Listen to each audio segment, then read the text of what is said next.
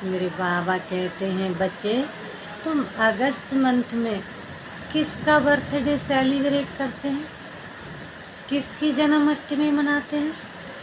श्री कृष्ण की। मतलब क्या जन्माष्टमी मनाने का? क्या मतलब जन्माष्टमी मनाने का? मतलब सतयुग की शुरुआत, will be won, that is Janmashtami. जब श्री कृष्ण का जन्म होता है तो क्या दिखाते हैं? क्या दिखाते हैं? अंधकार हो जाता है, जेल के दरवाजे खुल जाते हैं और एक पीपल के पत्ते पर वो प्योर राजकुमार पैदा होकर आ जाता है। दिखाते हैं ना, अंधकार हो जाता है मतलब कलयुग की वो रात होगी। जेल के दरवाजे मतलब ये सारे वाइसेस की जेल है ना, जिसमें हमने अपने आप को क्या कर रखा है? बांध रखा है। वो जेल के दरवाजे खुल जाएंगे और एक पीपल के पत्ते पर मतलब भारत का नक्शा है, वो श्री कृष्ण का जन्म भारत में ही होगा। वो श्री कृष्ण भारत में ही आएगा, इसलिए भारत पर सारे विश्व की नज़र है।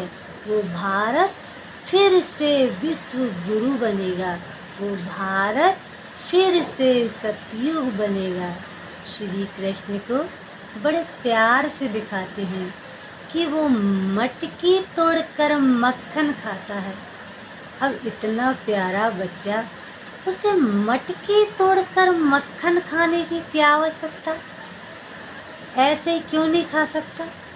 इतना प्यारा बच्चा, वो अगर किसी से मक्खन मांगे तो कोई उसे ऐसे ही दे दे। उसे मटकी तोड़कर मक्खन खाने की क्या आवश्यकता? ऐसे ही क्यों नहीं खा सकता? इन सब बातों का एक मतलब होता है। मक्खन खाना मतलब अगर श्री कृष्ण जैसा बनना है ना, तो पहले ज्ञान रूपी मक्खन खाना पड़ता है, स्पिरिचुअल नॉलेज का मक्खन।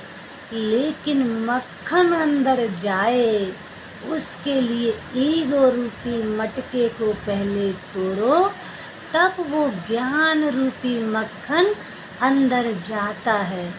फिर क्या दिखाते हैं? फिर क्या दिखाते हैं? श्री कृष्ण गोपियों के वस्त्र चुराते थे। अब सतयुग का प्रिंस वो किसी की चोरी करेगा क्या? करेगा क्या? लेकिन वो वस्त्र चुराते थे और फिर भी गोपियाँ उन्हें इतना प्यार करती थी, फिर भी गोपियाँ इतना प्यार करती थी। तो परमात्मा जब इस धरती पर स्वर्ग बनाने के लिए आते हैं ना, तो बताते हैं कि तुम्हारा ये बॉडी कॉन्शियसनेस का ईगो रूपी वस्त्र मतलब मैं ये वो का अहंकार परमात्मा चुरा लेते हैं और हमें याद दिलाते हैं कि तुम ये वस्त्र नहीं हो, तुम एक प्योर डिवाइन आत्मा हो। तो वो हमारा ये बॉडी कॉन्शियसनेस का ईगो रूपी वस्त्र परमात्मा चुरा लेते हैं। और जब परमात्मा चुरा लेते हैं फिर क्या होता है? हर आत्मा परमात्मा से कनेक्ट हो जाती है और जब परमात्मा से जुड़ जाती है फिर क्या होता है? फिर क्या होता है? गोपियाँ श्री कृष्ण के साथ क्या कर रही होती हैं? क्या कर रही होती हैं? रास कर रही होती हैं। जब परमात्मा से हर आत्मा जुड़ जाती है ना, तो हर गोपी को ऐसा महसूस होता है कि परमात्मा मेरे साथ ही रास कर रहे हैं। रास में क्या होता है?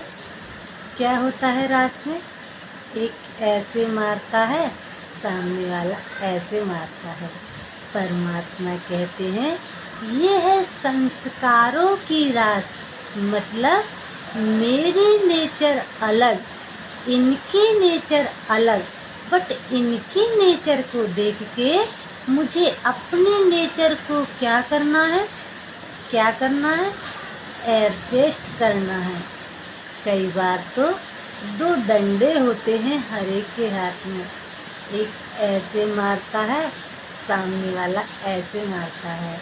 परमात्मा कहते हैं जब हम एडजस्ट करके चलते हैं ना, तो वो एक ब्यूटीफुल डांस का फुल फॉर्म हो जाता है। लेकिन अगर हम अपना ही संस्कार यूं घुमाएंगे तो वो युद्ध का मैदान हो जाएगा। और वो युद्ध का मैदान आज घर घर के अंदर हो चुका है। वो कहेंगे नहीं मैं राइट हूँ, और वो कहेंगे नहीं मैं राइट हूँ। परमात्मा कहते हैं जब हम अपने संस्कारों को एडजस्ट करके चलते हैं ना, तो वो हमारी फैमिली रिलेशन में क्या होने लगते हैं, हमारे संस्कार एक दूसरे से मिलने लगते हैं। फिर क्या दिखाते हैं, महाभारत युद्ध में श्री कृष्ण ने अर्जुन को क्या कहा था, कि तुम इनको मारो, तुम इनको मारो, कहा था। तो कभी कभी मन में ये प्रश्न नहीं उठता कि श्री कृष्ण देवता वो हिंसा का ज्ञान कैसे दे सकते हैं, कैसे कह सकते हैं कि तुम इनको मारो, तुम इनको मारो। तो परमात्मा हमें बताते हैं कि तुम्हारी अपनी वीकनेसेस, कमजोरी, जिसके साथ तुम्हारा बहुत अटैचमेंट है, उन्हें क्या करना है, उन्हें एक एक करके ख़त्म करना है। और जहाँ वो युद्ध चलता है उसे क्या कहते हैं, कुरुक्षेत्र। मतलब ये हमारा कर्म क्षेत्र है, और इस कर्म क्षेत्र में रहते अपने एक एक विकार को ख़त्म करना है। और इन एक एक विकार को ख़त्म करने में परमात्मा हमारे साथ है। हम अकेले नहीं हैं। कौरव इतनी बड़ी सेना, पांडव 5, वहाँ पर सेना, यहाँ पर कुछ नहीं। वो 100, यहाँ पर 5, फिर भी जीत किसकी होती है? फिर भी जीत पांडवों की होती है। क्यों पांडवों की जीत होती है? जीत उसकी होगी, उस आत्मा की होगी जिसका कनेक्शन भगवान के साथ जुड़ा हुआ होगा। तो जीत हमारी होनी ही होनी है, ये निश्चित है। फिर सारी दुनिया एक तरफ, हम अकेले एक तरफ। हमारा कनेक्शन भगवान के साथ जुड़ा हुआ होगा, तो जीत हमारी होनी ही होनी है, ये निश्चित है। दुर्योधन को पूछा गया था युद्ध में, तुम्हें श्री कृष्ण चाहिए या सेना चाहिए? तो दुर्योधन ने सोचा, मैं श्री कृष्ण को लेकर क्या करूँगा, उन्हें तो लड़ना भी अलाउ नहीं है युद्ध में, इससे तो अच्छा मैं किसको ले लूँ। इसी तरह हमें भी चॉइस मिलती है कि एक परमात्मा को चुन रहे हो या दुनिया को चुन रहे हो। हाँ, तो जब एक भगवान को चुन लिया तो भगवान के साथ रिश्ता अच्छा होगा, दुनिया के साथ रिश्ता अच्छा होगा, और अपने आप के साथ रिश्ता अच्छा होगा। लेकिन क्या? लेकिन अगर भगवान को नहीं चुना, दुनिया को चुना, तो ना दुनिया के साथ रिश्ता अच्छा होगा, ना अपने आप के साथ रिश्ता अच्छा होगा। तो आज एक रिश्ता तय करना है, मुझ आत्मा का परमात्मा के साथ का रिश्ता। अब हमें जन्माष्टमी केवल मनानी नहीं है, अब हमें ऐसे संस्कार क्रिएट करना है। क्या गायन देश है भारत देश के लिए? क्या गायन देश है भारत देश के लिए? शेर और बकरी एक घाट पर पानी पीते।